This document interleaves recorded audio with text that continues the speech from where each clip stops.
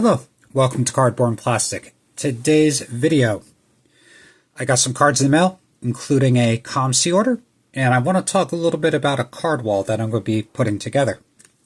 So, the first card I got today in the mail, this was a 1951 Topps, and I got the same exact card last week, but I'm putting together the white and kind of this cardboard stock back set together, so I definitely needed that card. And this is kind of a story here. This is why I brought out the Max Speedy. The seller that sold me this card took an offer for this card, so I got it at a great deal. But then they had a beautiful 1950 Max Speedy that was perfectly centered. And I put an offer in that too. And this is kind of like always upgrading, right? So I saw a card that was better than this. It actually had better centering.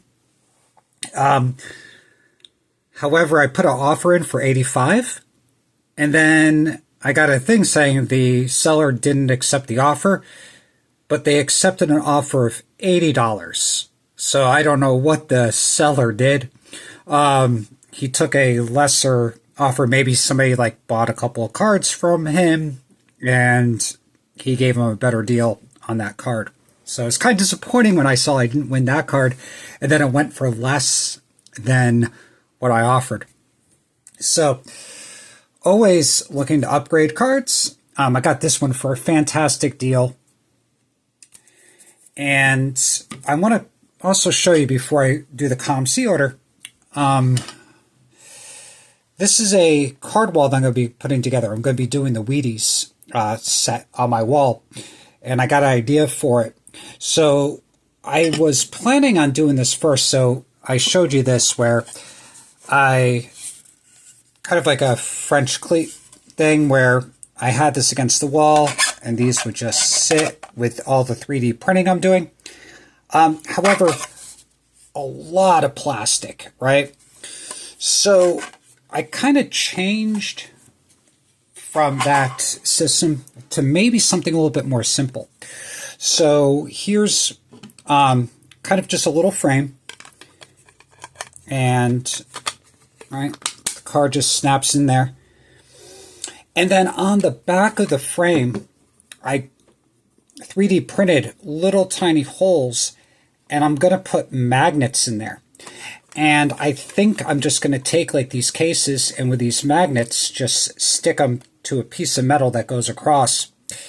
And I think that's my plan of attack for my Wheaties wall. So I'm going to try to put the whole set together, and I'm going to try to do everything in SGC. Just kind of planning for that. I was thinking about it, but I think I'm just going to stick with the black. I was like, I could get orange plastic, but I think it would just be kind of a nuisance on the wall. So let me know what you think. Should I do the black around this, or should I do orange for those little cases? And I could print these out for like 10-15 cents a piece. I bought like 1,000 magnets of like the 3mm ones, and just like a piece of metal, I'm just going to put on a wood strip and just support it on the wall. So let me show you my COMC order. And the first cards I'm going to show you are not mine. Actually, on Father's Day, I went to a card show in Fresno. It was horrible. There was like no vintage cards. But my daughter collects Pokemon, and she actually collects Eevee, and it was kind of funny because she bought an Eevee plushie over there, but then like there was like Eevee bag, and like somebody gave it to her for free, and then there was another Eevee plushie, like, oh, like you're perfect for this, and she went to actually get some cards, and a couple of dealers just gave her free stuff. So it was really cool.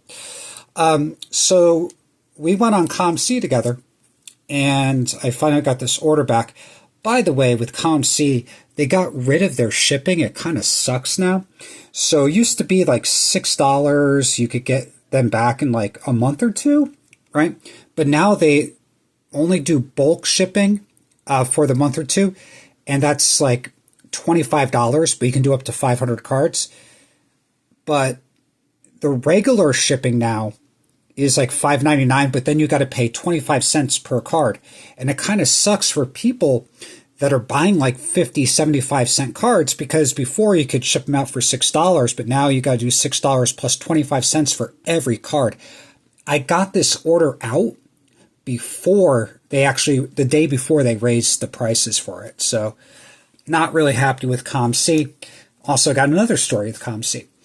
So my daughter's collecting Eevee. We went on there and she's got binders, and she got a bunch of Eevee cards. She's still sleeping. My kids are lazy this summer. Got to get them up. I always get up like at 5 a.m. So she's going to be really happy with these, putting them together in a binder. And a really kind of cool and expensive collection that she's building.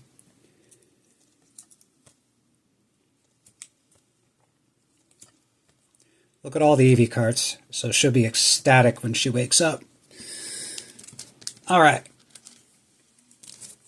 So I'll begin first of all with, I'll do basketball, football, and then the baseball cards I got. So, oh, by the way, with COMC, right, they have like all the receipts for everything. It's a freaking disaster on my desk. I gotta clean it up. So, sometimes I just buy cards to flip. I saw this for a few dollars, and I'm going to sell this through eBay. Make a few dollars on this for the Kobe White. This is the White Sparkle. I love these cards. They're beautiful. And I got a couple of my Global Icon set that I'm putting together. Right? So, Paul Gasol's brother, Marc Gasol. And this is a big card. I actually paid like 90 bucks for that. Those cards you never see. And, you know, like probably I could have got it for cheaper if I just waited. But then if there's a player collector, you never know. They just buy those things up. So I got some football rookies. And so whenever I see these that look really nice condition, I always pick them up. And sometimes, right, if they're really nice, like some of these are borderline grading candidates. If I do want to grade, unfortunately, my vision's not so good, so I gotta wear my glasses there. I already have a few of these, but I keep on buying them if I grade them.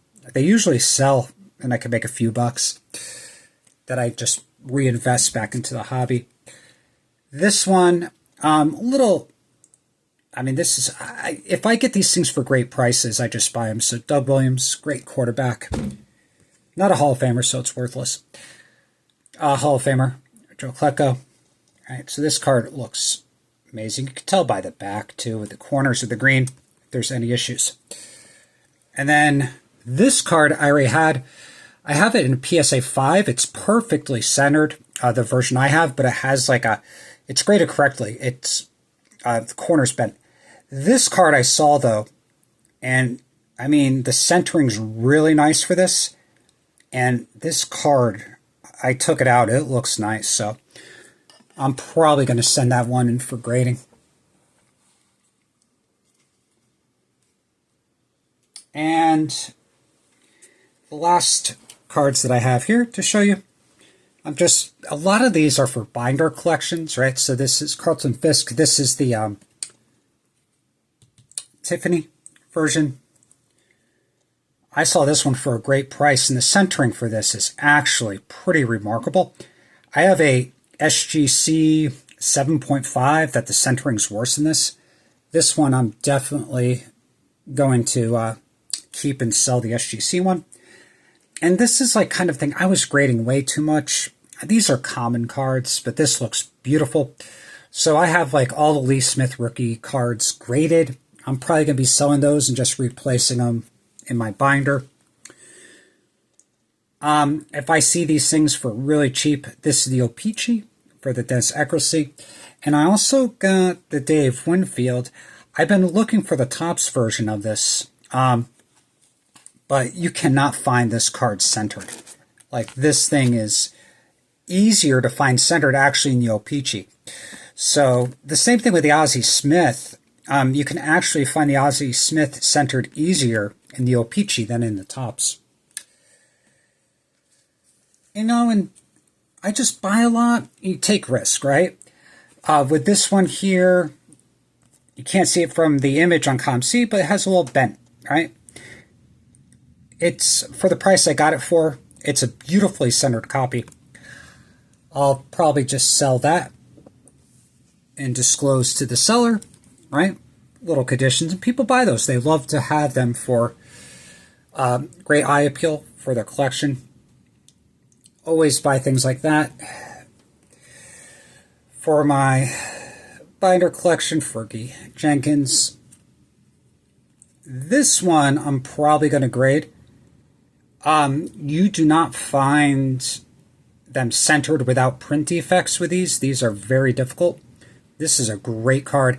I actually had a one that had a print defect, a little bit off-centered, but I got a SGC 7.5.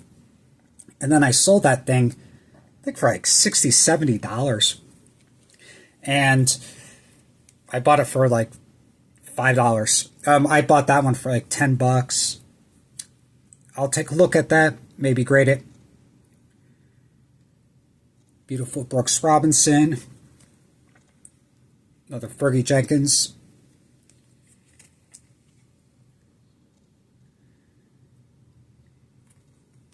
And that's his 70, that's his 69. Again, putting these together. Now, I already have this card, but sometimes when I see it, right, I'm like, oh, right, it was pretty gross, has a little print defect over there. But the reason I bought this, it was the cheapest one available.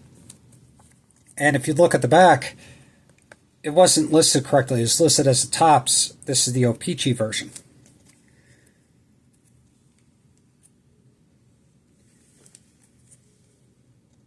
And sometimes when I find sellers,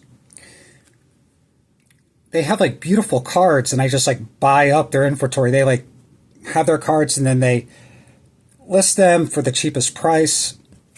And the same seller had this and also Bill Mazeroski, and both look beautiful. Now, also too with the backs, there's actually different backs, right? So we have like a white and like more of a tan for the back.